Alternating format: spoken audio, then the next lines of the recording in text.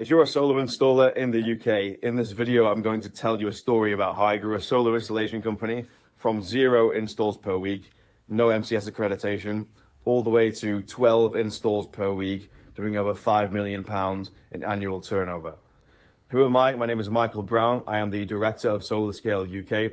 We work with solar installation companies on a one-to-one basis to help them scale, overcome constraints, and ultimately add at least over £250,000 in annual turnover and beyond. To start this story, I have to go all the way back to January of 2025. I started my business. It was back then called ESC Media, and really the idea was to provide leads for solar installation companies. That's how things started. And back then, since I was new to the game, whilst I'd been running a business for around 6 months back then, I was new to solar, and I thought the most appropriate way to start would be to offer services essentially for free and do them on a commission-only basis. Seems fair, right? Why charge someone for something when you don't really know what you're doing? Now, I think the market could take a lesson from that sort of ethos, because most of you watching this will have probably been burnt by someone who wasn't experienced. You paid them maybe a small £800 retainer and got nothing for it. But my approach was, hey, I'm probably going to make some mistakes. Let's do it commission only and learn from there. Now, actually things started quite well. I signed 7 clients in January of 2023. And they were all different sizes, some one-man bands with no MCS accreditation, and some more established companies who are looking to increase their yearly revenue. My hair is absolutely wild, so that's going to be a feature for this whole video, so hopefully you're okay with that. I'm in long need of a haircut. So from there, we had a bunch of different clients, and they all looked very, very different. Now, this story is going to take place in the context of just one of these clients. And the client who it's going to be relevant to is the client who had no MCS accreditation. They came to me. They weren't even MCS registered. They'd been a trade electrician for over 20 years, over 2,000 installations under their belt, and were really looking to grow the sales side of things, because whilst they knew they could do a very, very good job for the customer and were very competent as an electrician, they weren't really sure how they were going to scale the business side of things. And they'd heard bad things about the UK lead gen market, and correctly so. So let's focus and zoom in on this company and the journey that it took. They started with us, and we actually recommended a nationwide servicing area to account for the fact that they weren't even solar MCS accredited for PV and batteries. Now, it's very hard to win a job when you're MCS accredited. We actually no longer work with companies that are not MCS accredited. But back then, I was very new to the solar industry, and I thought, maybe if I can help someone, I'll help someone, regardless of where they're at, and we'll stick with them to when they get their MCS accreditation. Ultimately, things will be easier then, and we'll stick with them and see where we go. And we are still with this company now, very good friends. So from this point, we actually did quite well. A couple of installs a month on a very low budget, and for a new company, that's actually the lifeflow of the business, right? The business owner did not want to be putting his hand into his own pocket, his savings. He has a wife and kids. And really he was thinking, well, yeah, I don't want to, ideally, if I can, I don't want to put my hand in my pocket. I want the business to self-generate cash flow, which is fine. I mean, most businesses cannot do that in solar anymore, but back then it was more possible. And so we got him at least 2 installs every month, and he was quite happy. And with this cash flow, he could reinvest in ad spend, and things started scaling up. The problem we quickly ran into was, well, I don't have time to be calling all these leads that are coming through. You know, I'm still in this transitionary period where I'm subcontracting, doing air source heat pumps and solar PV for another company. I'm growing my own company now, but I'm still in this transitionary period. So I don't have time to be spending all day calling this increased lead flow. And especially in the way that they need to be worked, you know, if they're coming from places like Facebook and Instagram, speed to lead is one of the biggest levers you can pull in order to increase sales. And I have a video about this on our YouTube channel. So go and look at the YouTube channel. There is a detailed description and explanation of how you can potentially double your installs just from changing one thing about your sales cycle. So the solution we came up with was, well, let's bring someone in to essentially appointment set for you. And this actually was the start of the framework we started to develop that we eventually applied to all of our clients. It was a series of best practices that we gave our clients in order to succeed with the leads that we would send them. This was the start of that framework. And what we did was we invented a sales cycle process that looked different to the typical lead comes in, call that lead, send them a quote out, and then expect the lead to either come back and say yes, or maybe start chasing the lead because you send them the number and that you want to close them on that number and maybe haggle down on price. We saw everybody else doing that and we figured that this seemed like a complete waste of this particular client's expertise, because all the customer has to see here is a number, 10K. It does not accurately reflect the value proposition that the installer, the client we had, was giving, which is the personal service, how amazing and competent they are as an electrician, and that one-to-one will take care of everything for you, smaller company approach. Sending a number out with your company name and a price really works against you, especially when you're smaller, when you can't afford to necessarily, if you want to grow, squeeze your margins down and down and down. So we developed this new sales process where the lead would come in and we'd have an appointment setter that we brought on for this client. We'd have an appointment setter come on and set the appointments, the consultation, engineering consultation appointment for the client, who is the engineer, the lead engineer. Now, this was done in a very, very particular way because the appointment was set with a certain framing. Here's the lead, and it was framed in the context of the engineer in this way. The lead was below the engineer, and it sort of felt like you were getting value up front, and there's this dynamic, this authority that we already put in place purely based on the way that the call was set.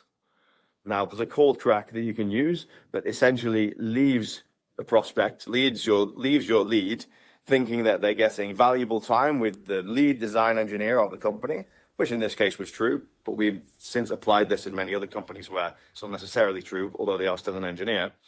And they feel like they're really getting something already. You haven't even sent them a price or anything, but they feel like they're already getting value because they're speaking to the lead design engineer. They're having a full-on consultation about their needs, their family, educating them on solar. And the complete flip side of that was they just got sent a number by the company down the road and no one really cared about who they were. They just wanted their money. And we really saw that not only increase show-up rates, the calls, but also increase conversion rates. So we sat with this model with this client for quite a long time because things were going well. Sales started increasing. We now hit a point around October of 2023 where we hit 5 installs per month. Now, for this client, that was a lot. It's all relative, right? If you're doing 20 installs a month right now, maybe adding 5 doesn't seem like that much. But for someone who we took from no MCS accreditations, no installations, adding 5 installs a month, 50 grand a month, is actually quite a lot. And relative to where they were, it's a very big improvement. The problem we then ran into was, well, this appointment setter is setting these appointments for our engineer, our clients, but the client wants to get off the tools. And the client also didn't get into this game to be a salesperson. And whilst the conversion rates are fine, they're working really well compared to what they used to be. And we started rolling out this model to our other clients and it was helping. This particular client didn't like sales. And that might sound like a familiar story to you. He did not like sales. So we had to come up with a solution really where we could replace the client from the closing, still involve him in the actual engineering consultation because it's harder to find someone who's qualified to do that and knows enough to do that and has as much experience as he does to do that well in the sense that it gives value to the customer. Much harder to find a person who fits that description than it is to find someone who can make a few calls and set an appointment and follow a call tracking script. Right? And ultimately, you see that reflected in the way that those people are typically paid. So we came up with this solution. We will take this appointment setter and we will upskill him. So we will train him how to sell. We'll train him to be a closer. And from there, he'll make the first contact. He'll set the appointment in the way that he did. But from that engineering appointment, we would then set the close, and the appointment setter would call back and close. Ultimately, that does a few things. The client now is no longer selling, which he did not want to do. Conversion rates go up because we have trained a salesperson. And thirdly, the client, the engineer, now has more free time to focus on the wider picture of the business and growing the business. Fantastic start. It didn't stop here though, because whilst we saw increases in lead flow and in sales, it still wasn't quite right. And the reason for that is we upskilled someone who wasn't a salesman by trade. They were not a closer. And whilst it made a very, very big difference, conversions weren't where they could have been. And there were months where we'd get 5 in a month, 7 in a month, and months where we'd get 1. And ultimately, that's because the people who appointment set, it's not a full-time role. They are paid a base and then a commission, but for the most part, it's part-time, especially when you're dealing with lead flow from a client that's not absolutely massive. If you can fill someone's calendar 9 to 5 with leads, then it can be a full-time position. But for companies who are trying to grow, you're probably not in a position where you can even afford that many leads. Or if you can get that many leads, they're not worth calling because they're so shit. Because they're so cheap. And obviously, price of a lead is a decent proxy for its quality and its intent. So we had to do something that was quite drastic, but was ultimately the birth of the final form of the business, in a way. What became Solar Scale. We replaced the appointment setter. The appointment setter went, and what we did is we brought in a absolutely killer veteran solar closer who'd been closing specifically remotely for 15 years. And in the past 2 years, they'd had a conversion rate that's absolutely outstanding, and they'd sold over 220 installations, brought in over £2 million in sales with a company that they were previously with. Absolute killer. And we changed nothing else about the setup. Where the leads were coming from, the number of leads, the sales cycle, like everything remained constant. Everything was kept the same, except we replaced this one piece of the machine that we'd been building for him. And this is not an exaggeration when I tell you the difference that this makes.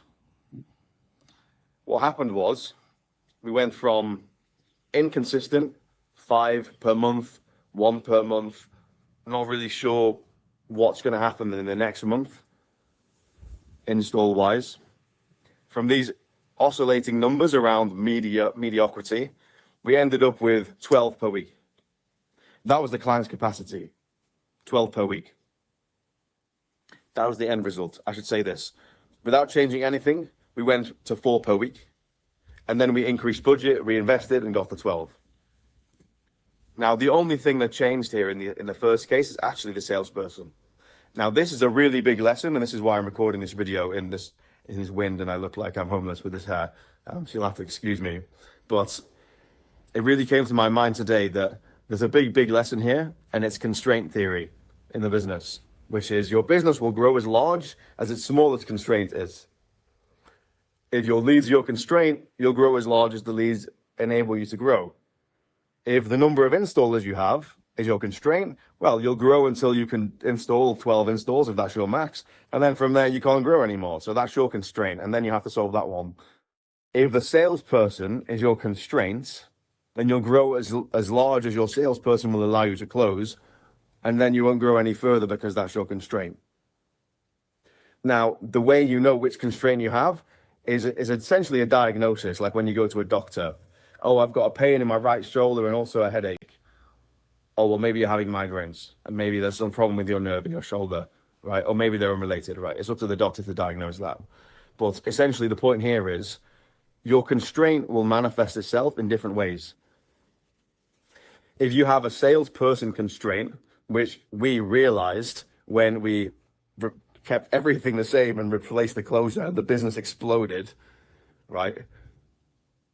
You can obviously test things, and if your business explodes by replacing one piece, well, hey, you found a constraint. But you might be asking, well, how do I know what my constraint is before I change a piece? And that's a more useful question. If your closer is your constraint, you'll find these things happening, and it will feel like this. Inconsistent sales every month, And the reason for that is you'll have prospects who are really, really hot and anyone could close them. And you'll have prospects who are not as hot and need a closer to get them over the line, but they were good enough to close.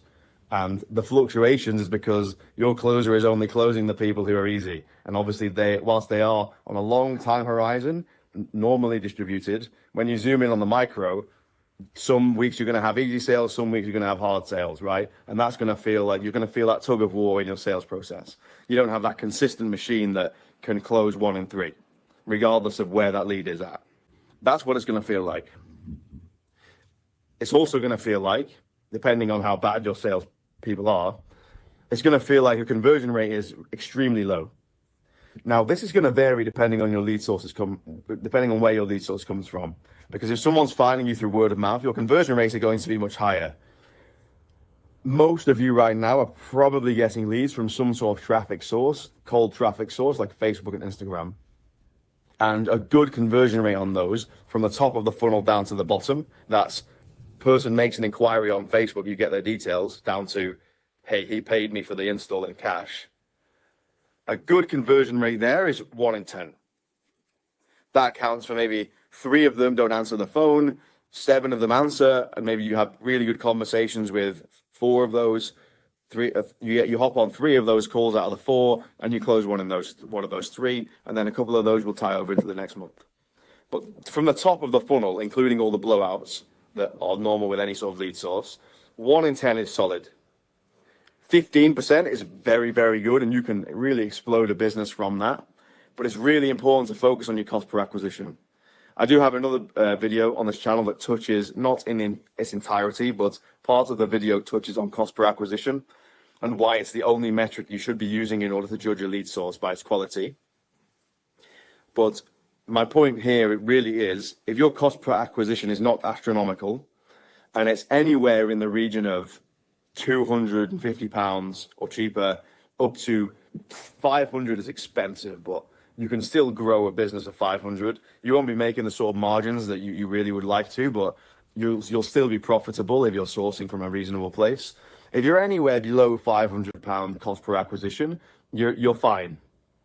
And if your 1 in 10 conversion rates are happening, which equate to a cost per acquisition of £500, you're in the money. Like, you don't need to change the lead flow in terms of where it's coming from, and you don't need to change your salesperson, because that's typically conversion rates that are fine.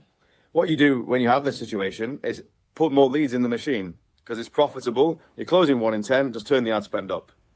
Now, most of you watching this video won't have this situation. You won't have a 1 in 10 like this, and your cost per acquisition will be much, much higher than £500.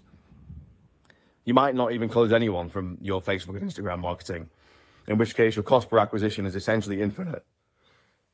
It's essentially infinite because you're spending and spending and spending, and you don't even know what your cost per acquisition is yet because you haven't had one.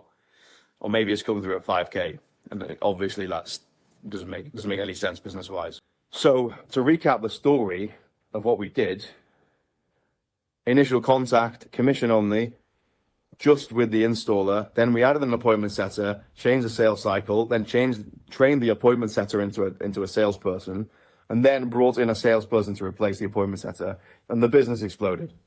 And what that told us was the leads the whole time were fine, the quality-wise were fine, and the sales cycle was actually fine. But the main constraint on the business was the person who was doing the selling. And we were vindicated when this happened. We saw that we were correct in our hypothesis when this happened, because when the salesperson came in, the entire business blew up in a good way. And now 12 a week, the business is turning over annually roughly £5 million a year. And this is in residential installs only. This company doesn't really do any commercials. So I think there's maybe some value in here for anyone who's new to solar installations, but even if you're sort of maybe 3 years in, to really see what it's like to go on this journey of perfecting a sales process, the team that's involved in it, the lead source, the nurture, everything that's involved in getting your business to a point where the client acquisition through the leads and the sales process is where it needs to be in order to be profitable. I think this video is maybe helpful for you to see the kind of process and journey you can go through. Now, ultimately, something I didn't mention here is, whilst this was all happening, this client in many ways was our favorite client, because whilst we weren't making as much from them as other clients, it was so liberating to have complete control over the business. What we said, the client did. And what we recommended, the client did. And ultimately, that's how we got the results that we did. We have many clients who are more protective over the fact that it's their business and they will do things their way. It has to be my way or nothing at all. And I get that, everyone's business is their baby. But ultimately, here, letting go of the reins resulted in the extraordinary results.